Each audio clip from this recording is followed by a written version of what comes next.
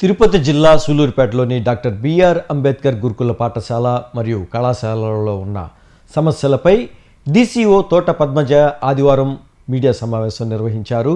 అంబేద్కర్ గురుకుల పాఠశాలలో 2 స్కూళ్లలో ఉండవలసిన పిల్లలు ఒక సూలూరుపేట స్కూల్లోనే 1060 మంది ఉన్నారని, పాత డార్మెటరీ బ్లాక్లో చాలా సమస్యలు ఉన్నాయని, గురుకుల పాఠశాల కట్టిన తర్వాత చుట్టుపక్కల డెవలప్మెంట్ అవడంతో పాఠశాల ప్రాంగణంలోని డ్రైనేజీ వ్యవస్థ పూర్తిగా అస్తవ్యస్తంగా మారిపోయిందని, ఈ సమస్యను కలెక్టర్ దృష్టికి తీసుకువెళ్ళి శాశ్వత పరిష్కారం చేయాలని, పిల్లలకు పెట్టే ఆహార నాణ్యత విషయంలో ఏ ఒక్క సమస్య ఉన్నా సహించబోమని డీసీఓ తెలియజేశారు.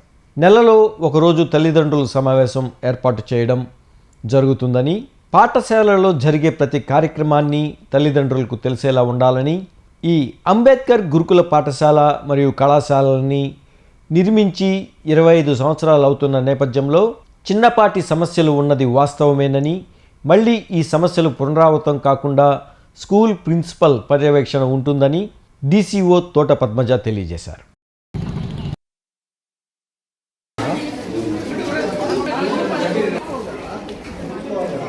సూలూరుపేట గురుకులం అన్నది అంబేద్కర్ గురుకులం. మనకు 1060 మంది స్ట్రెంగ్త్, ఇక్కడ దాదాపు 1050 మంది చదువుకుంటున్నారు పిల్లలు. ఆల్మోస్ట్ 2 స్కూల్స్ స్ట్రెంగ్త్ ఇక్కడ ఒక్క చోట మనకు ఉన్నారు. వాళ్ళకి నేను ఛార్జ్ తీసుకుని ఒక 9 మంత్స్ అయింది. ఇప్పుడు డార్మెటరీ ఓల్డ్ బ్లాక్లో చాలా రిపేర్స్ ఉండేటివి, అప్పుడు ఎలక్ట్రిఫికేషన్ కూడా చాలా ప్రాబ్లం ఉండేది. కాబట్టి మన కలెక్టర్ గారికి దృష్టికి తీసుకెళ్ళి ఒక 65 lakhs సార్ మనకి శాంక్షన్ చేయడం జరిగింది. దాంతో డార్మెటరీ ఓల్డ్ బ్లాక్లో ఎలక్ట్రిఫికేషన్ అంతా కూడా, అంటే కేబుల్స్ అన్నీ కూడా రీప్లేస్ చేయడం జరిగింది. తర్వాత ఫ్యాన్స్ అన్నీ కొత్తవి ఫిట్ చేయడం జరిగింది, లైట్స్ అన్నీ కూడా కొత్తవి వేయడం జరిగింది.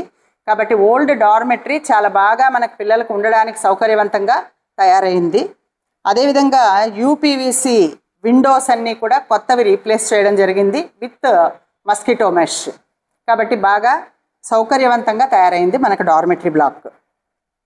అదేవిధంగా న్యూ డైనింగ్ హాల్లో కొంచెం సీలింగ్ రిపేర్స్ ఉండేది, అది కొంచెం కారడం అది జరిగేది. అవన్నీ కూడా రిపేర్స్ చేయడం జరిగింది. సీలింగ్ అంతా కూడా ట్రీట్మెంట్ జరిగి సీలింగ్ అంతా రిపేర్ చేయడం వల్ల ఇప్పుడు చాలా సౌకర్యంగా ఉంది, నీళ్ళైతే కారడం లేదు. అక్కడ కూడా లైట్స్ ఫ్యాన్స్ అన్నీ కూడా కొత్తవి అమర్చడం జరిగింది. తర్వాత అక్కడ కంప్లీట్ ఎలక్ట్రిఫికేషన్ రీప్లేస్ చేయడం జరిగింది. తర్వాత మెయిన్ బోర్డ్స్ అన్నీ కూడా అరేంజ్ చేస్తున్నారు, మెయిన్ స్విచ్ బోర్డ్స్ అన్నీ కూడా కొత్తవి అరేంజ్ చేయడం జరిగింది. నెక్స్ట్ ఓపెన్ ఏరియా డార్మెటరీ బయటంతా కూడా టైల్స్ పరచడం జరిగింది. అదంతా కూడా ముందు వాటర్ స్టాగ్నేట్ అయిపోయేది, అదంతా కూడా ఇప్పుడు లేకుండా మొత్తం నీట్గా టైల్స్ పరచడం జరిగింది. కాబట్టి పిల్లలు ముందైతే ఆ వాటర్లో కాళ్ళు ఈదుకుంటూ లోపలికి వెళ్ళేవాళ్ళు, ఇప్పుడు అక్కడ వాటర్ అయితే స్టాగ్నేట్ అవ్వటం లేదు. తర్వాత వాటర్ పైప్ లైన్ కనెక్షన్స్ కొన్ని రిపేర్స్ ఉంటే అవన్నీ కూడా మనకు రిపేర్ వర్క్స్లో జరిగినాయి. Kitchen back side man holes కట్టించి ఆ వాటర్ అంతా కూడా బయటకు వెళ్ళే ఏర్పాటు చేయడం జరిగింది. తర్వాత మ్యాన్ హోల్స్ని అన్నింటినీ కూడా రీకన్స్ట్రక్ట్ చేశారు కొత్తగా. కాబట్టి ఆ డ్రైనేజ్ ప్రాబ్లం కూడా కొంతవరకు సాల్వ్ అయ్యింది. పైప్ లైన్స్, సెప్టిక్ ట్యాంకుకున్న పైప్ లైన్స్ను కూడా రిపేర్ చేయడం జరిగింది. ఈ అన్నిటి రిపేర్స్ వల్ల కొంచెం మెరుగుపడింది మనం పిల్లలు ఉండే వ్యవస్థ. ఇంకా కూడా మనకు కొంచెం ప్రాబ్లం ఉంది ఇక్కడ, ఏమంటే డ్రైనేజ్ సిస్టమ్. ఎందుకంటే మన స్కూల్ లో లెవెల్లో ఉంది, స్కూల్ కట్టిన తర్వాత రోడ్స్ అన్నీ రావడంతో 4 వైపులా కూడా అది ఎత్తు పెరిగిపోయింది. కాబట్టి డ్రైనేజ్ సమస్య ఉంది. ఇది కలెక్టర్ గారి దృష్టికి తీసుకెళ్తాం, సెక్రటరీ గారి దృష్టికి తీసుకెళ్తాము. తీసుకెళ్ళి దానికి ఏ రకంగా మనం ఈ డ్రైన్ని క్లియర్ చేయగలము అనేటటువంటి ఒక ప్లాన్ వేసుకుని ఇంజనీరింగ్ వింగ్తో మాట్లాడి ఏం చేయాలో వాళ్ళ ఎస్టిమేట్స్ తీసుకుని కలెక్టర్ గారికి సబ్మిట్ చేసి అది కూడా తొందరలో మనము రిపేర్స్కి ప్రపోజల్ పెట్టడం జరుగుతుంది. బట్ ఆ తర్వాత మనకు ఉన్న సమస్యలన్నీ సాల్వ్ అయినట్లే అవుతుంది. ఈ తర్వాత మనం కొన్ని, అంటే ఇప్పుడు మనకు నిన్న చెత్త ఉంది అనడానికి కారణం ఏమి అంటే ప్రిన్సిపల్ గారు చెప్తున్నది, మనకు సీనియర్ ఇంటర్ పిల్లలు ఎగ్జామ్స్ అయిపోయి బయటకు వెళ్ళిపోయినారు, జూనియర్ అండ్ సీనియర్ ఇంటర్ పిల్లలు. ఇప్పుడు వాళ్ళు ఖాళీ చేసిన రూమ్స్లో ఉన్నటువంటి పేపర్స్ అన్నీ కూడా వాళ్ళు తీసుకొచ్చి బయట పడేయడం జరిగింది. 17వ తారీఖున మనకు మున్సిపల్ కార్పొరేషన్ అంటే మున్సిపల్ కమిషనర్ వాళ్ళు పంపించిన వర్కర్స్ మొత్తం క్లీన్ చేశారు ఆ డంప్ అంతా కూడా. తర్వాత నిన్న బయట పడేయడంతో, అంటే 2 days హాలిడేస్, ఈ వర్కర్స్ అంతా కూడా కొంచెం సరిగా రాలేదు కాబట్టి అవన్నీ తీసుకొచ్చి ఆ రూమ్స్లో నుంచి చెత్త బయట పడేస్తున్నారు అనాలోచితంగా. కాబట్టి అది కొంచెం గలీజ్గా మనకు కనపడడం జరిగింది.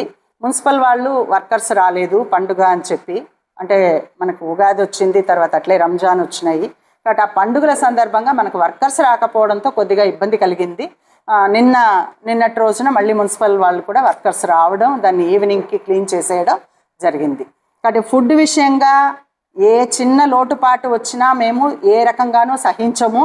కాబట్టి నిన్న ఉన్నటువంటి కేర్ టేకర్ని కూడా తీసేయమని చెప్పాను నేను. ఇమీడియట్గా షిఫ్ట్ చేస్తారు, ఇంకొక కేర్ టేకర్ని అపాయింట్ చేస్తారు. కాబట్టి ఫుడ్ విషయంలో ఎలాంటి లోటు లేకుండా చూసుకుంటాం. అది మాత్రం ఎటువంటి లోపము ఉండదు ఫుడ్ విషయంగా. తర్వాత weekly once parents meeting conduct చేయమంటున్నాను. అంటే ప్రతి క్లాస్కి ఒక్క రోజున పేరెంట్స్ మీటింగ్ కండక్ట్ చేసి మనము చేస్తున్నటువంటి యాక్టివిటీస్ని అన్నింటినీ కూడా పేరెంట్స్కి తెలియజేస్తూ పేరెంట్స్తో మంచి ర్యాపో మెయింటైన్ చేయమని చెప్పి నేను ప్రిన్సిపల్ గారికి ఇన్స్ట్రక్షన్స్ ఇచ్చాను. కాబట్టి మనము చేస్తున్న యాక్టివిటీస్ చాలా చేస్తున్నాం స్కూల్లో, అకాడమిక్గా గాను నాన్ అకాడమిక్గా కూడా. Curricular and extra curricular activities కూడా చాలా చేస్తున్నాము. డైలీ ఒక క్లబ్ యాక్టివిటీ కండక్ట్ చేస్తున్నాము. ఇవన్నీ కూడా మనం పేరెంట్స్ గ్రూప్లో నేను షేర్ చేయమని చెప్పి, అలాగే ప్రెస్ వాళ్ళకు కూడా షేర్ చేస్తే వాళ్ళు ప్రింట్ మీడియాలో కూడా ఇవన్నీ మనకు పబ్లిష్ చేస్తే స్కూల్కి పాజిటివ్ పర్సెప్షన్ అన్నది పెరుగుతుంది అని మన ప్రిన్సిపల్ గారికి నేను ఇన్స్ట్రక్షన్స్ ఇవ్వడం జరిగిందండి. అదేవిధంగా ఎవ్రీ సండే కూడా మనకు సెకండ్ సండే విజిటింగ్ డే పేరెంట్స్కి. ఆ రోజు అయితే పేరెంట్స్ ఫ్రీగా వచ్చి మాట్లాడుకోవచ్చు. కానీ ప్రతి సండే కూడా పేరెంట్స్ వచ్చేస్తున్నారు కొందరు. దానికి ఒక సొల్యూషన్ చెప్పాను నేను. ఒక 1 hour ఏదో ఒక టైంలో మీరు ఫిక్స్ చేసుకొని ఎప్పుడైతే స్టడీ అవర్స్కి డిస్టర్బెన్స్ లేకుండా ఉంటుందో ఆ 1 hour మనము వాళ్ళకి పర్మిషన్ ఇస్తే ఆ పేరెంట్స్ వచ్చి మన పిల్లలతో కూర్చుని మాట్లాడి వాళ్ళ బాగోగులు కనుక్కొని వెళ్ళిపోయే విధంగా అరేంజ్ చేయమని చెప్పాము. కాబట్టి ఆ సమస్య కూడా తీరుతుంది.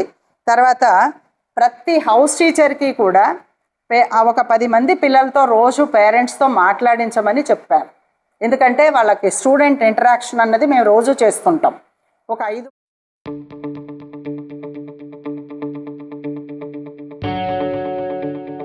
సింహాపురి చరిత్రలో అరుదైన పొలిటికల్ లీడర్, మాట తప్పని మడిమ తిప్పని నేత, ప్రత్యర్థుల గుండెల్లో ఎవరి పేరు చెబితే వణుకు పుడుతుందో ఆయనే మాజీ మంత్రి మా పోలిబోయిన అనిల్ కుమార్ యాదవ్ కు జన్మదిన శుభాకాంక్షలు. ఆయన ఇలాంటి జన్మదినాలు మరెన్నో జరుపుకోవాలని కోరుకుంటూ నా జన్మాంతం ఆయన వెంటే నడవాలని ఆకాంక్షిస్తూ ఇట్లు అనిల్ అన్న అభిమాని యు